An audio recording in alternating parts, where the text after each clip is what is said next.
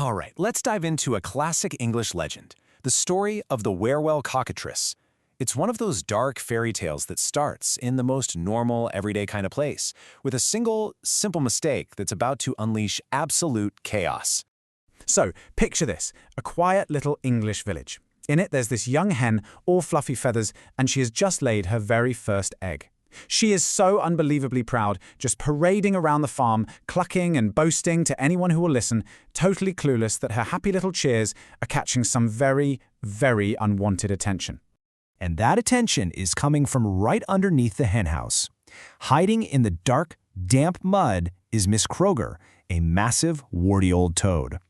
Now, she's never had any tadpoles of her own, and hearing this hen go on, well, a really deep, dark jealousy starts to bubble up inside her. The very next day, the hen lays a second egg and completely forgets about her first one. And that's when Miss Croker makes her move. She snatches up that forgotten egg and starts this long, difficult journey, rolling it out of the henhouse, across the muddy ground, and finally, into the pitch-black, damp basement of the Wherwell Abbey. Now, down in this cold, awful basement, Miss Croker does something completely unnatural. She sits on the egg, trying to incubate it. But instead of warmth, she's giving it nothing but her jealous, bitter thoughts. And this act? It awakens a piece of dark, ancient magic. The kind of magic that says when a toad hatches a hen's egg in total darkness, something terrible is about to be born. And that terrible thing has a name, a cockatrice. You can think of it like a kind of dragon, but way weirder. It's got this lumpy, toad-like body, but it also has 2 sharp wings, 2 powerful legs, and to top it all off, the head of a chicken. A truly bizarre and dangerous creature. At first, Miss Croker just adores her strange little baby, bringing it worms and bugs. But this thing, it grows. Fast. Way too fast.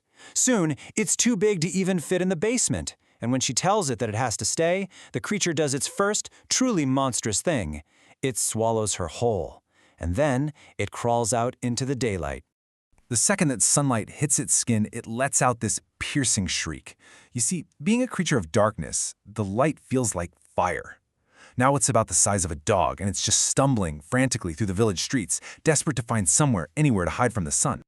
While the town guard sees this monster, and of course, they draw their swords and charge, but their attack is completely useless. Their steel swords just ping right off its thick dragon scales. And for their trouble, the cockatrice just swallows them whole too. After causing a whole lot more chaos, the beast finally finds what it's looking for. It discovers a cave down by the riverbank. It's dark, it's half filled with freezing cold water, and it's full of stinking mud and bugs. For a cockatrice, it was perfect. Home sweet home. The townspeople are really hoping the worst is over, but oh no, the terror is just getting started. The cockatrice keeps growing and growing until it's bigger than a horse. And with that size comes a massive appetite. It starts by snatching chickens, but soon it's sneaking out every night to eat entire pigs. The local farmers have had it. They're tired of losing their animals, so they decide to fight back. They gather all their livestock into one single pen in the middle of town to act as bait. And then they set a trap, hiding in the darkness with hunting bows and spears, just waiting. Just after midnight, the towering monster appears. The farmers let loose a volley of arrows, but they just bounce right off its scales like raindrops. So they charge in with spears, but the iron tips just shatter against its tough hide. Their whole ambush was a total failure. At this point, the town is truly desperate. They put out a call for knights, and plenty answer the call, but the cockatrice has gotten even more powerful. It's developed a new weapon. It can now kill with just a single look. A knight would ride up, shout a challenge, and the beast would just step out of its cave and strike them down with its deadly glare. A few of the knights try to get clever. They figure, okay, I'll fight it blindfolded, to protect themselves from its stare. But this tactic just seems to make the cockatrice laugh. It has absolutely no problem using its sharp wings and beak to take care of these knights who can't even see it coming. Just when it seems like all hope is completely lost, the story of this impossible beast reaches a man named Sir Eggbert Green. Now, he comes from a long, famous line of dragon slayers. And while he's never faced a cockatrice this powerful, he figures he's up to the challenge, and he travels to Wherwell. Sir Green, you see, is smart. He doesn't just charge in with the sword. First, he listens to the townspeople, hearing every single story of every failed attempt. He comes up with a plan and heads to the local blacksmith, not for a new sword, but for something, well, something strange, which makes the blacksmith ask him what on earth he means.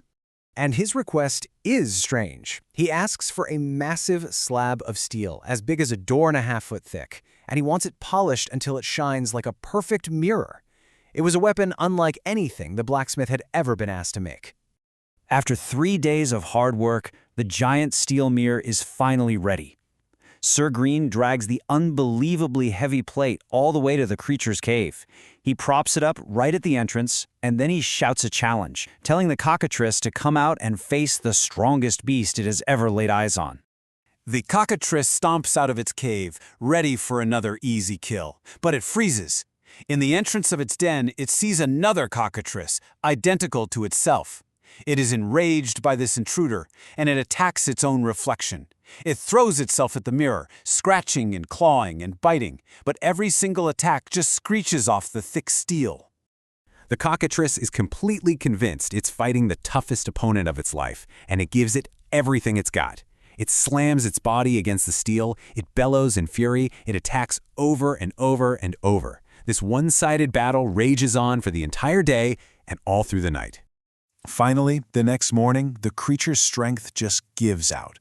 After fighting its own image for hours and hours, the Cockatrice just collapses, completely spent and badly injured from its own misguided attack. And that is Sir Green's chance. He walks boldly into the cave. The beast is way too weak to even move, let alone fight back. He grabs the injured Cockatrice and starts dragging it out of the darkness of its home and into the bright morning sun. The sunlight, which had always been its greatest weakness, now proves to be fatal. Weakened and totally exposed, the creature starts to steam and shrivel in the harsh light, slowly, painfully melting away until there's absolutely nothing left. And just like that, the monster was gone. The town of Wherwell was saved, and Sir Green was a hero. And this legend, it actually lives on to this day. In fact, people say you can still visit the very spot where the battle took place in England. It's known as Green's Copse, named in honor of the clever knight who finally defeated the beast.